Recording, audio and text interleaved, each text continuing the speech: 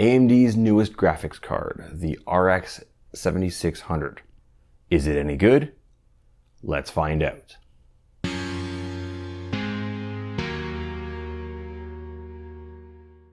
What's up everyone, Erik here and welcome to Hardware for Gamers.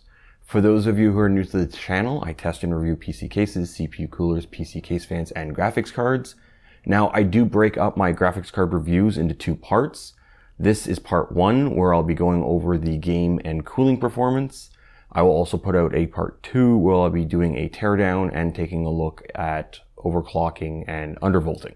Before I get onto the overview, to have full disclosure, I did buy this card myself for the MSRP of 270 USD. So all opinions expressed in this video are mine. And if you do end up liking the video, please hit that thumbs up because it does help a lot. Or so I've been told anyways. Okay, a quick overview of the RX 7600 Sapphire Pulse. The rated boost clock is 2755 MHz. The rated game clock is 2355 MHz. There are 2048 stream processors, 32 compute units, 32 ray accelerators. This card has 32 megabytes of infinity cache. The memory is clocked at 18 gigabits per second. There is only 8 gigabytes of GDDR6 memory, and that is on a 128-bit bus. Now this is a PCIe 4.0 by 8, which shouldn't be an issue for this level of card, assuming you don't go over that 8 gigs of VRAM. Now they are recommending a 550 watt power supply. It has one 8-pin connector, and this specific model has 3 DisplayPort 1.4As and one HDMI 2.1A. Now the dimensions of this Sapphire Pulse is 240 millimeters long by 107 millimeters wide by 44 millimeters high. So it's not really a big card, but it's not really a small card either. That is it for the overview, but before I move on to the charts, if you do have any questions on how I test the cards, please watch my GPU testing methodology video. There'll be a card along the top, and I will also have it linked in the description. I'll put up the charts for all 14 games that I've tested for both 1080 and 1440p, and then I'll come back and talk about it.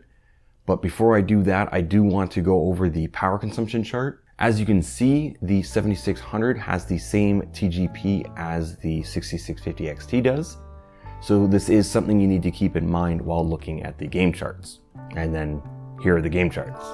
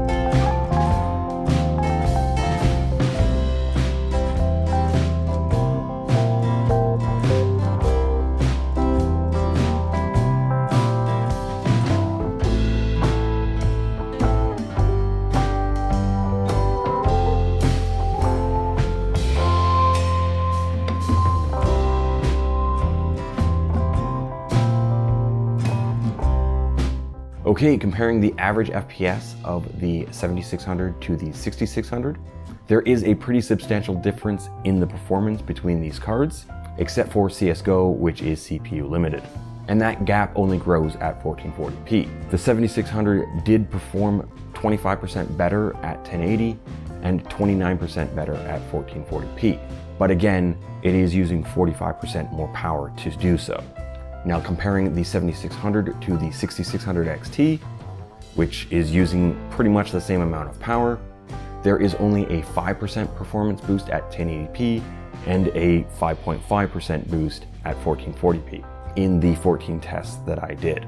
Moving right along, so a 6600 at 200 USD or a 6650 XT at 245 USD are better deals than the 7600 at its MSRP of 270 USD.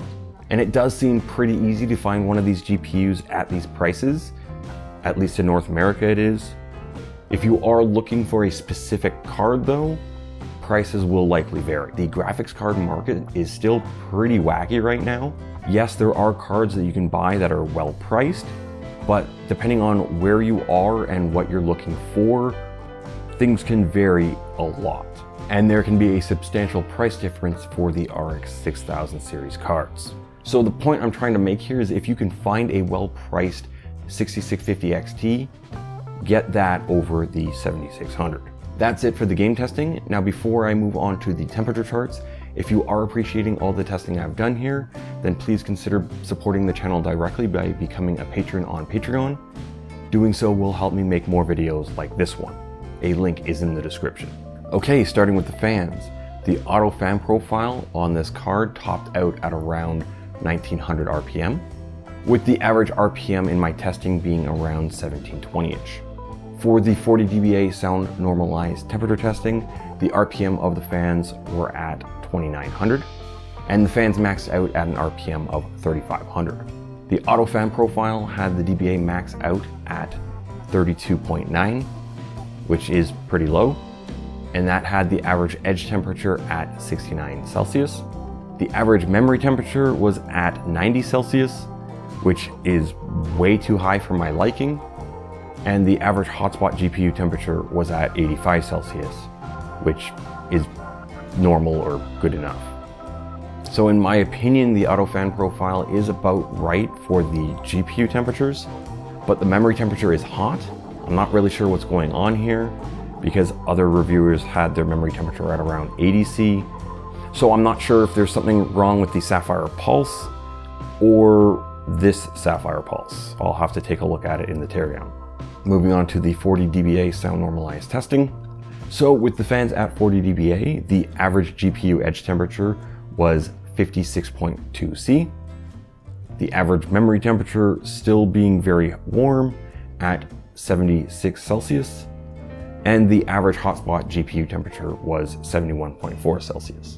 Then with the fans at max speed, the average GPU edge temperature was 53.4 C, with the average memory temperature going down to 72.6 C, and the average GPU hotspot temperature being 67.9 C.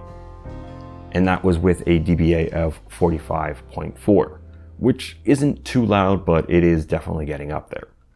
So what do I think of the RX 7600 Sapphire Pulse? Now I have two concerns, the price and the TGP. Or maybe make that 3, I guess, because of the memory temperatures, but hopefully I'll figure that out in the teardown to what's actually going on there.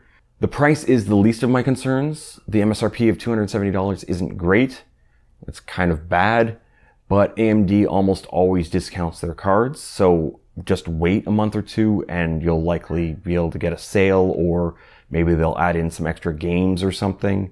As what I can tell so far, they've already added in Resident Evil 4, so yeah, it's kind of already started. The power that the 7600 uses is my primary concern. There is only a 5% performance increase or boost over the 6650 XT, which is really bad. Like, generation over generation, you're only getting a 5% boost. That's not good. Now, yes, that is a 5% boost per watt is what I'm talking about there. Just so everyone understands. Plus, this TGP is actually making me think that they're not going to be releasing a 7600 XT, or at least not for a while they won't. They might end up releasing a 7600 XT in a year or so with a 10-ish% boost to performance like they did with the 6650 XT.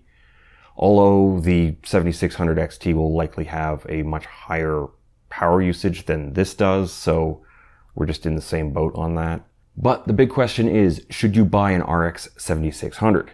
Simply put, if you can find a lower priced 6650 XT, then no, you shouldn't.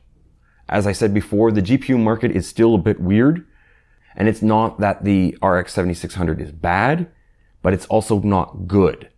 It's definitely left me wanting and a bit confused, and that's not a good thing in today's GPU market. And what I mean by all that is waiting is likely your best option. Of course, that only works if you can wait. And yeah, I guess that pretty much sums it up. If you liked the video, please give it a thumbs up.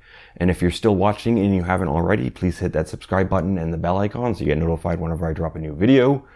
There is the HFG Discord server. It is completely free to join. All you need to do is agree to the server rules and then you get to view all of my charts. A link is in the description. There is also Patreon if you'd like to support the channel directly. Again, a link is in the description. You may want to check out this video here. It will be along the same lines of this video you just watched. And as always, thank you very much for watching, and see you next time.